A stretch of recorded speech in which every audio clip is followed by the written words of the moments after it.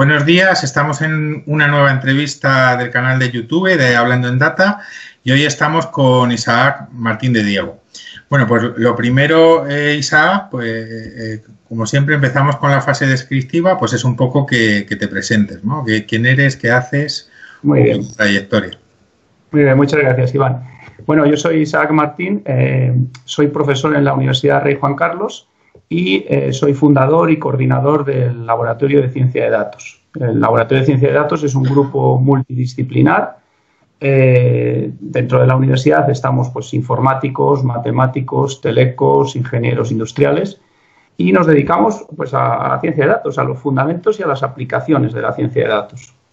Fundamentos en el sentido de que bueno, pues somos profesores y pues, nos dedicamos, entre otras cosas, a enseñar ciencia de datos, a dirigir tesis sobre ciencia de datos, esas cosas más teóricas, si queréis, y aplicaciones de ciencia de datos, pues porque colaboramos, tenemos un montón de proyectos con empresas de muy diversos sectores, desde energía, agricultura, ganadería, medicina, sociología, un poquito de todo.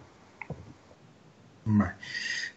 Con ese data science, el laboratorio de ciencia de datos, ¿qué casos de usos así interesantes os habéis enfrentado? ¿Nos puedes poner alguno como ejemplo? ¿Alguno que recuerdes? Sí, mira, pues uno que estamos ahora lanzando y que quizás llama mucho la atención y es bastante así llamativo, es un proyecto que se llama GELOP. Es un proyecto que llevamos a cabo financiado por el Ministerio de Agricultura. En ese proyecto está la Unión de Pequeños Agricultores, está una empresa que se llama Digitanimal, con la que hemos colaborado en el pasado, y es un proyecto chulo porque lo que tratamos de hacer aplicando métodos y técnicas de ciencia de datos es, dado un grupo de animales de verdad, animales vivos que están en el monte, pues imagínate ovejas, cabras, vacas, lo que queremos es detectar ataques de lobos. Es decir, que ese rebaño, ese grupo de animales está siendo atacado por los lobos. Básicamente lo que hacemos es analizar cómo se comportan esos animales cuando en una situación normal y cómo se comportan, evidentemente, de manera distinta cuando sufren un ataque. Detectarlo, comunicárselo al ganadero a través de una aplicación móvil y tratar, de alguna manera, de mitigar ese ataque, de minimizar los daños de ese ataque. Sí, cuando lo contamos, dirá, ¿para eso sirve la ciencia de datos? Bueno, pues sí, también sirve para eso. ¿Y alguno que recuerdes por complejidad? ¿Alguno de los más difíciles con los que os hayáis enfrentado? Bueno, la verdad es que, como sabéis, si cualquiera que se dedica a la ciencia de datos sabe, la complejidad suele surgir de una falta de entendimiento entre el cliente o el experto del dominio, el experto de la empresa, quien te encarga el proyecto, y el matemático, el informático, el experto en aprendizaje máquina, en machine learning. Así que la complejidad no suele surgir tanto del problema en sí. A veces son problemas muy complejos, pero si te entiendes, si tienes muy claros los objetivos y hablamos el mismo lenguaje, ¿verdad? Nos hemos tomado los suficientes cafés con ese cliente, como digo yo. Es decir, entonces todo es más sencillo. O sea, que yo creo que por complejo no me atrevería a decir ninguno, porque en el fondo tendría que hablar mal de alguien. prefiero no decirlo. Y luego os conocimos a través de LinkedIn por un estudio que estáis haciendo sobre el tema del COVID. ¿Nos podrías comentar brevemente qué es lo que estáis haciendo? Sí, bueno, nosotros en el COVID, cuando surgió todo y explotó todo el tema, toda la pandemia, bueno, pues sí nos planteamos, ¿no? ¿En qué podíamos colaborar? Como científicos de datos que somos, hablamos con hospitales y nos dijeron, mira, estamos hasta arriba, ahora nuestro problema es realmente médico más que de datos, no podemos lanzar ningún proyecto ahora, es complicado. Entonces dijimos, bueno, pues lo que podemos hacer es tratar de crear algún indicador que nos vaya diciendo cómo es la evolución de la pandemia, indicadores que sean entendibles por el público en general, ¿no?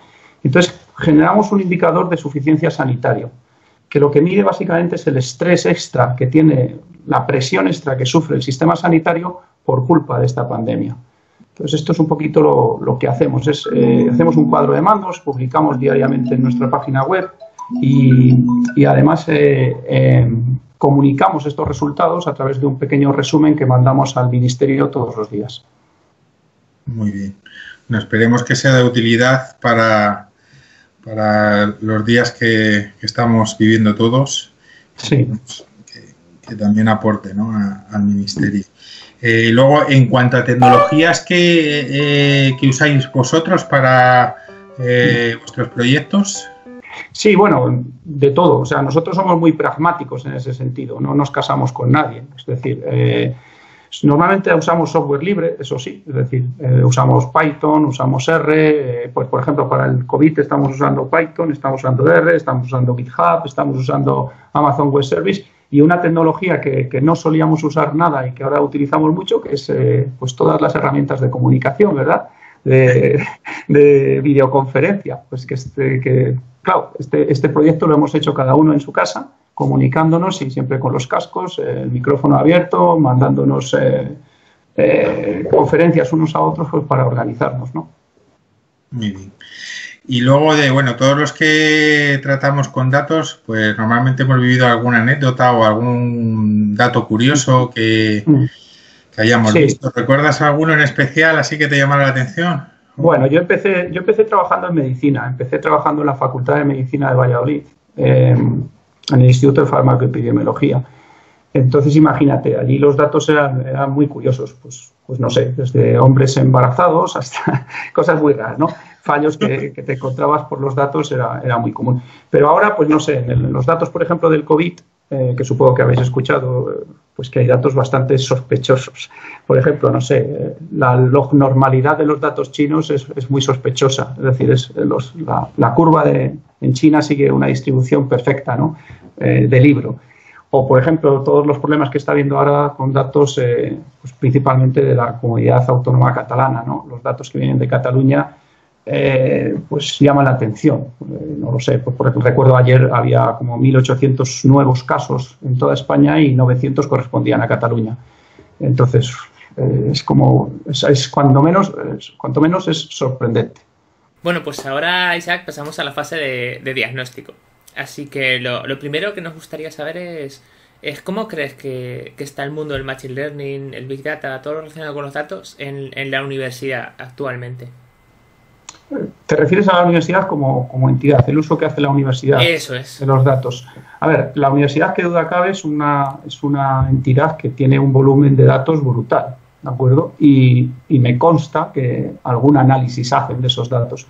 Pero desde luego lo que no hay es un centro de análisis de datos como tal, ¿no? Y que emplee técnicas y métodos de ciencia de datos, ¿vale?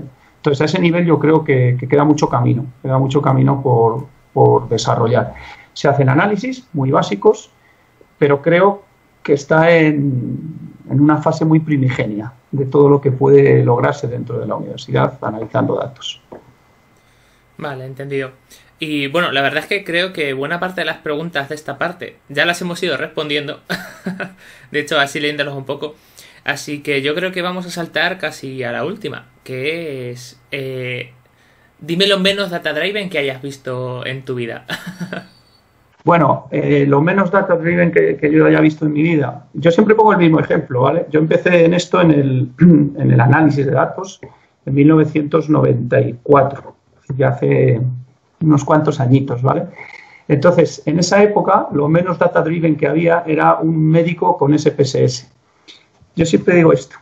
¿Por qué? Y siempre pongo este mismo ejemplo, ¿no? Y siempre explico que es algo que pasó hace muchos años. O sea, que las cosas han mejorado bastante.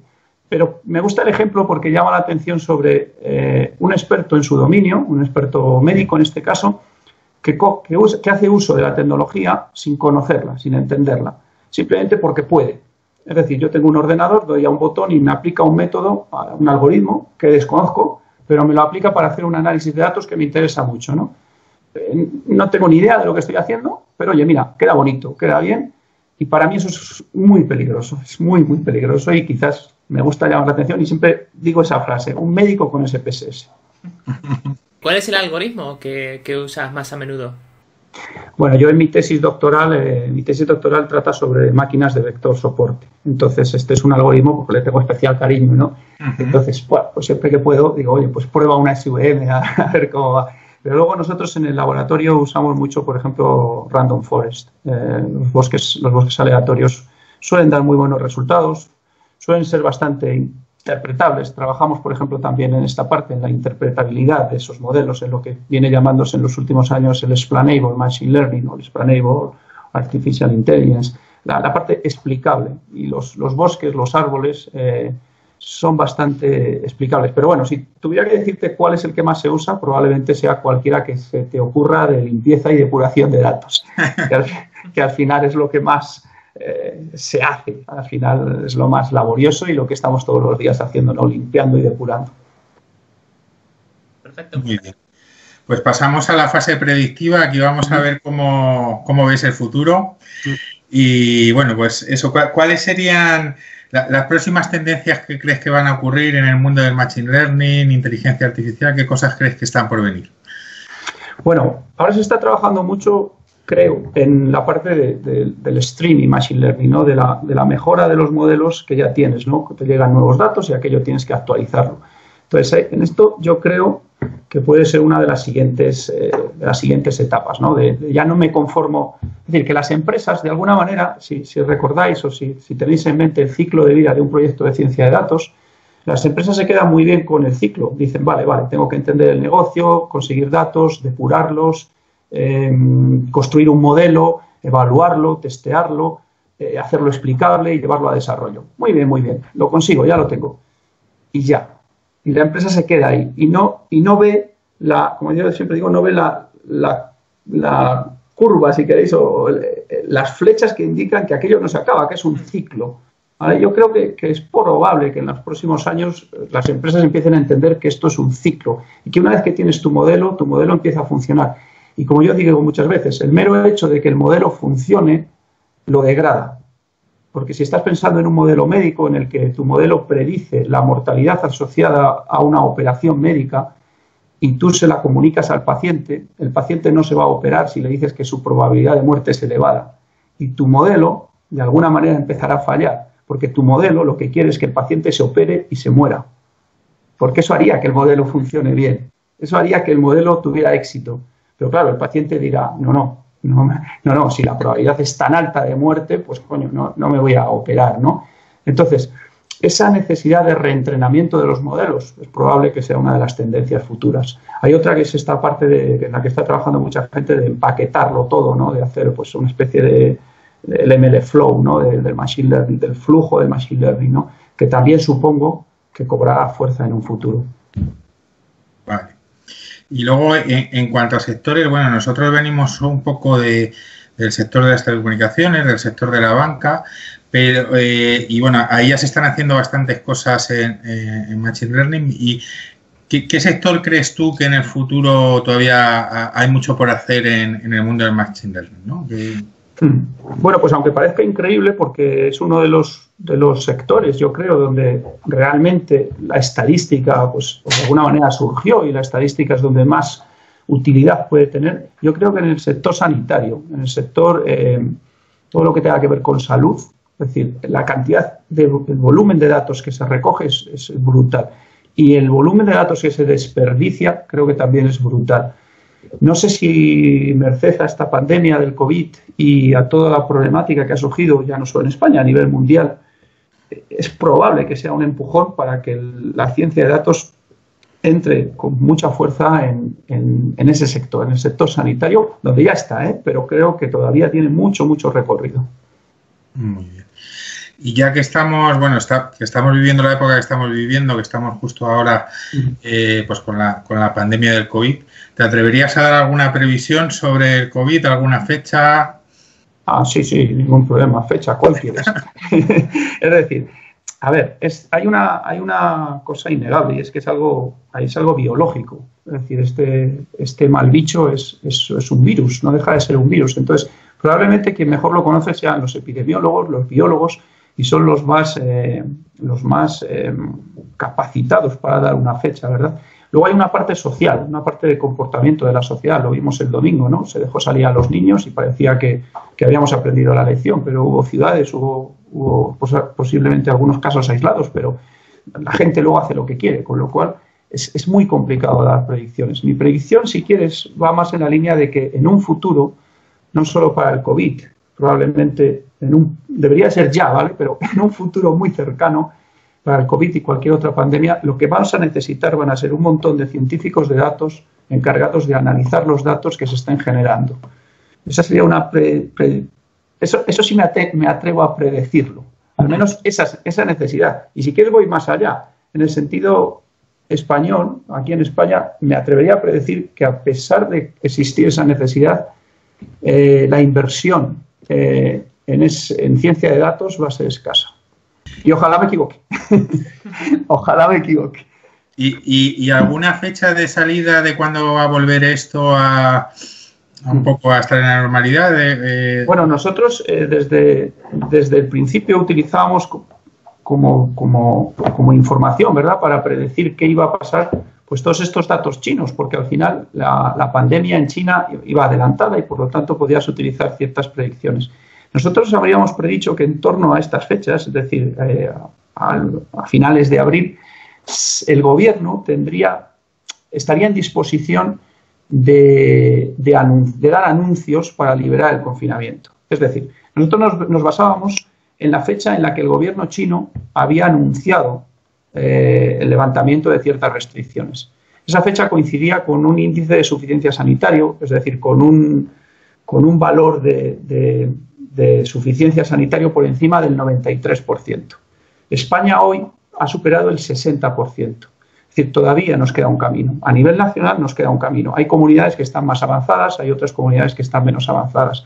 En España tenemos ese problema, que como las comunidades autónomas tienen las competencias en sanidad, pues es difícil dar una fecha. Entonces yo creo que esa desescalada ha de ser gradual. Entonces creo que primero se dará en Madrid, Comunidad Valenciana, País Vasco, y habrá otras comunidades que vayan más atrasadas y que probablemente hasta mediados o incluso finales de mayo no alcancen unos índices suficientes como para levantar las restricciones de movilidad. ¿Cuál es el índice de suficiencia sanitario? ¿Cómo se explica? Sí, es muy sencillo. El índice de suficiencia sanitario enfrenta las entradas con las salidas en el sistema, a nivel sanitario, hablamos de a nivel sanitario, la carga del sistema sanitario. Entonces, evidentemente las entradas son los nuevos casos. Es decir, tienes un caso de COVID, en este caso tienes un caso detectado positivo, es una entrada en tu sistema, has de tratarlo. Es verdad que lo puedes tratar en el hospital, lo puedes tratar en casa, lo puedes tratar de muy diferentes maneras, pero has de tratarlo. Y las salidas, hay una que es triste, que es el fallecimiento del paciente, pero es una salida del sistema. Y por otro lado, la salida que queremos todos para un caso, que es el hecho de que se recupere una alta sanitaria.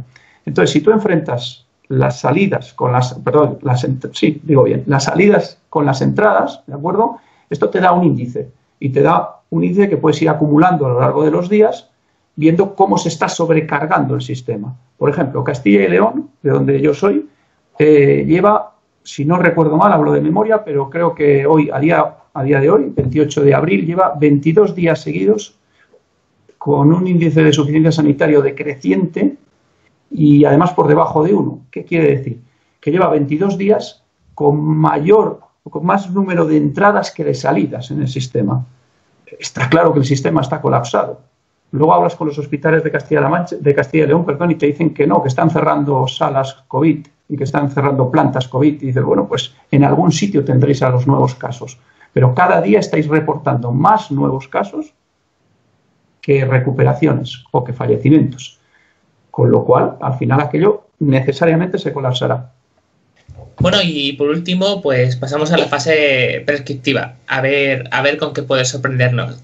Lo primero que yo creo que puede interesar a mucha gente es algún curso o cursos que conozcas y que puedan ser interesantes en todo este mundillo. Vale. Pues primera sorpresa. Yo recomendaría huir de los cursos que han surgido de alguna manera arrastrados por el boom del Big Data. Es decir, hubo muchos cursos en torno a 2015 que ya existían, de estadística, incluso me atrevería a decir de inteligencia artificial, pero sobre todo de estadística, de análisis de datos, que añadieron la etiqueta Big Data, ¿no? Yo huiría de esos cursos, porque probablemente no son lo que yo esté buscando, ¿no? Y luego yo iría un poco, yo puedo recomendar varios, pero también un poquito dependiendo del perfil has de mirarte hacia adentro, ¿no? ¿Qué soy? ¿Soy un matemático que quiere conocer un poquito cómo piensan los informáticos y cómo enfocan los informáticos el mundo de la ciencia de datos? Pues a lo mejor me interesa un máster más multidisciplinar. O soy un informático y conozco ya un montón de tecnologías y lo que querría es profundizar en esas tecnologías. Pues a lo mejor me interesa un máster más de Big Data, de tecnologías de Big Data. Como yo dirijo uno de los másters de los que estoy hablando, ¿no? Y de los que estoy pensando, pues voy a hablar de mi máster, que es el máster en Data Science en la Universidad Rey Juan Carlos, del cual yo soy director. Entonces, este máster es un máster multidisciplinar. Nosotros tenemos aproximadamente 1/3 de nuestros alumnos son informáticos, 1/3 de nuestros alumnos son matemáticos y el tercio restante es de todo lo que podáis imaginar. Tenemos sociólogos, tenemos psicólogos, hemos llegado a tener algún periodista, gente de comunicación, mucha gente de administración, gente de telecomunicaciones, ingenieros industriales, ahí tenemos de todo. Entonces, yo sí recomendaría a alguien que se inicie en el mundo de la ciencia de datos, pues esa visión global, ¿no? Un primer acercamiento más global y no tan particularizado, probablemente. Genial. Y en cuanto a libros, ¿se te ocurre alguno? ¿Tienes algún referente? Sí, bueno, libros tenemos muchos. De hecho, no sé, tenía por aquí un marcapáginas que hicimos en el máster precisamente con un montón de libros. Es una cosa un poco extraña, porque la gente ya lo hace todo digital, ¿verdad? Nosotros hicimos un marcapáginas que recomendábamos libros, ¿no? Los libros básicos de un científico de datos. Lo tengo por ahí. Os puedo pasar algunos, ¿no? Pero hay uno que yo recomiendo mucho, que es un libro del MIT, de una colección que sacó el MIT en el 2018, o al menos el libro es del 2018, es de John Kelleher y Brendan Tierney. Yo siempre digo, el libro de Kelleher. Es un libro pequeñito, es un libro casi de bolsillo, con una pasta negra y un dibujito así en verde, que se llama, tal cual, Data Science, y es de la colección MIT Press Essential Knowledge Series. Y es un libro pues, que cuenta cómo se originó la ciencia de datos y cuenta pues, lo que hay que saber de ciencia de datos. Tiene como 200 páginas, pero como es de bolsillo, igual no es de una colección de bolsillo, pero es muy pequeño y se lee muy bien. Este está bastante bien. Mira, ese no lo conocía. Pues te gustará, seguro. Y luego eso, al final tú te dedicas gran parte de tu tiempo a formar a gente que está iniciándose en este mundo. ¿Algún consejo que suelas darle? Algo que digas, mirad chicos, estas son unas claves que no podéis olvidar nunca cuando estéis trabajando con... Sí, yo las claves y los consejos es que no van a trabajar solos. Eso es lo primero que les digo. El científico de datos no trabaja solo. Ya se acabó aquello. Se acabó aquello de, bueno, tú dame los datos, yo me los bajo a mi ordenador y ya luego después te comentaré, ¿no? Esto se ha acabado. Entonces, les digo, si eres informático, vas a colaborar con matemáticos. Vas a tener la necesidad de entenderte con los matemáticos. Si eres de telecomunicaciones, vas a tener que entender que no todo es una señal, que hay otras cosas más allá de las señales. Y vas a necesitar entenderte con los informáticos. Y vas a tener que delegar en ellos ciertas tareas, igual que ellos delegarán en ti. Entonces, creo que mi consejo y lo que les suelo decir es eso, que piensen que van a trabajar en grupo y que tienen que estar preparados para dominar esas herramientas de trabajo en grupo. Sí, además sobre todo les digo algo muy importante, que se preparen, algo muy difícil, que es que se preparen para no saber cosas. Es decir, has de tener la capacidad de decir, mira, esto no lo sé y lo delego en alguien que probablemente lo domine más que yo. Esto es muy importante. Sí. Además yo creo que cada vez hay más roles dentro del mundo de los datos precisamente por eso, porque hay tantas cosas que abordar, claro, que difícilmente alguien puede tener todos los conocimientos. Correcto. Y luego una un poco más friki, entre comillas. ¿Cuál es tu distribución favorita? Bueno, pues mi distribución favorita, esa es complicada. Pero sí que hay una a la que le tengo especial cariño, yo creo, porque hice un trabajo sobre ella y luego pues es una distribución que aunque tiene poco público, pero mira, nosotros hacemos cosas de juegos también. Estamos tratando de editar y de comercializar un juego de ciencia de datos, un juego de mesa. Todo el mundo me pregunta que por qué un juego de mesa, que por qué no un juego digital y tal, digital, de ordenador y tal. Y yo siempre digo lo mismo, digo, coño, porque a mí me gustan los juegos de mesa. Y cuando lo hemos enseñado en empresa, nuestro juego, porque tenemos una versión, que se puede enseñar, ¿no? Se puede jugar y me lo dicen, ¿no? Y yo les digo, hazlo tú, yo no lo voy a hacer, hazlo tú, llévalo a un ordenador y hazlo. Entonces, hay una distribución que me es muy útil cuando hago simulaciones, que es la uniforme discreta. Es una distribución que tiene que ver con la tirada de los dados y con el juego. Entonces, la uniforme discreta es una distribución, como digo yo, muy democrática y a mí pues me gusta. Tenemos una versión para niños, que es esta caja, y tengo aquí, pues veis, tengo un montón. Esto es un juego con su... Bueno, aquí ha salido el de adultos, claro, lo tengo aquí, mirad, por ejemplo, os puedo enseñar, pues no lo sé, hay algunas tarjetas, no sé si se llega a ver, es una tarjeta, veis que tiene esta forma y un color verde, porque es una tarjeta que tiene que ver con la validación del modelo. Entonces has de construir un proyecto de ciencia de datos. Está bastante chulo, la verdad. Qué curioso. Vamos, ya digo, lo que hemos hecho con el juego es pedir al Ministerio una ayuda para desarrollarlo. Todavía no nos han contestado, de hecho no nos han contestado precisamente por el COVID, está todo en fase ahí, todo en stand-by. Y luego lo que sí que hemos hecho es hacer bastante en empresa, estas sesiones que hacen las empresas de entrenamiento de los científicos de datos, un poco lúdicas, pero que aprendan algo. Entonces ahí es donde lo hemos enseñado, ¿no? Hemos ido a las empresas, hemos ido con nuestro juego debajo del brazo y bueno, pues hemos puesto a la gente a jugar a la ciencia de datos. Y les resulta bastante interesante. Un día sale el juego, creo que seremos tus primeros clientes. Pues, y la versión para niños pues también gusta bastante, ¿no? Porque se enseña a los niños un poquito a colaborar. El juego de niños el juego de adultos es cooperativo, pero sobre todo es competitivo, es decir, hay un ganador, pero en el juego de niños ganan o pierden todos juntos, porque aprenden, digamos, esa idea de... Hay varios perfiles, está el matemático, el informático, está el experto del dominio, está alguien de telecomunicaciones, siempre hay alguien por ahí. Hay un grupo de perfiles que tienen que colaborar en conjunto para llevar a cabo el proyecto. Entonces les suele gustar bastante. Bueno, esta pregunta creo que vamos a saber la respuesta por lo que has comentado antes, pero ¿cuál es tu algoritmo favorito? Sí, lo que os decía, bueno, yo les tengo cariño. Aparte, creo que las máquinas de vector soporte, las SVM, a mí me gustaron porque yo las conocí cuando ya estaba terminando la carrera. Bueno, yo había trabajado, yo hice una diplomatura en estadística, luego me puse a trabajar con los médicos, trabajé mucho con regresión logística, por ejemplo, y luego me puse a trabajar un poco con gente más de estadística y hacer una carrera, un segundo ciclo, ¿no? La licenciatura en Ciencias y Técnicas Estadísticas. Y al terminar la licenciatura, pues dije, bueno, se me queda corto, voy a hacer un doctorado, y en el doctorado aparecieron las máquinas de vector soporte. Entonces, de alguna manera me gustaban porque juntaban muchos conceptos, juntaban conceptos de álgebra, unían conceptos de geometría, unían temas de optimización, es decir, que muchas de las cosas que yo había ido viendo a lo largo de los años estaban ahí, estaban en las SVM y pues sí, se puede decir que es mi algoritmo favorito.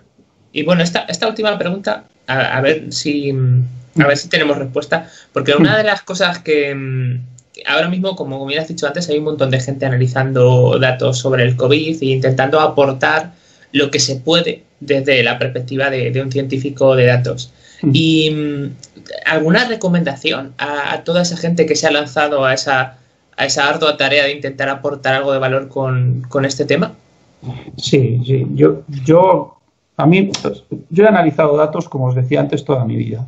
Desde niño, desde que yo tengo por aquí el cuaderno, pues lo podría enseñar, donde apuntaba los resultados de los partidos de fútbol del recreo con sus goleadores. Os puedo decir el número de goles que marcó mi amigo Rafa, que además alguna vez se lo he enseñado y flipa. Dice, ¿cómo es posible que yo marcara gol? Porque soy malísimo. Digo, mira, lo tengo apuntado. Y eso pues tendría yo 8 o 9 años. Entonces, desde ahí yo he trabajado con datos.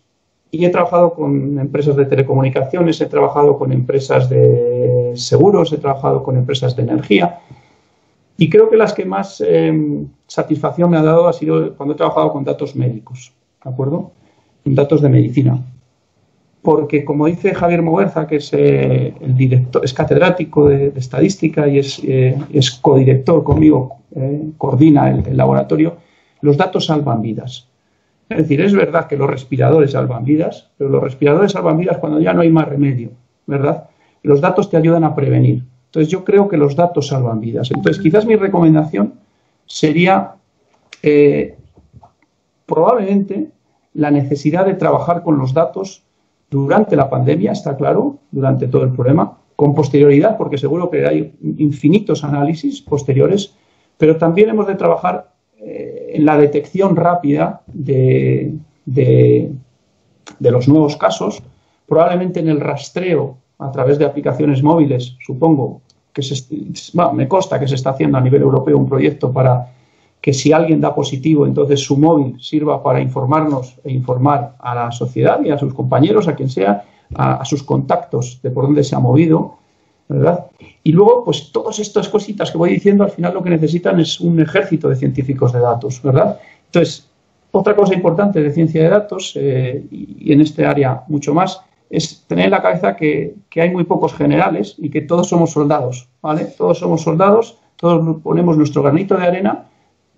En la lucha, pues bueno, algunas de las cosas que se hacen saldrán bien, otras saldrán mal. Has de estar preparado para que tu modelo sea un fracaso, pero si todos ponemos nuestro granito de arena, como digo, los datos salvan vidas.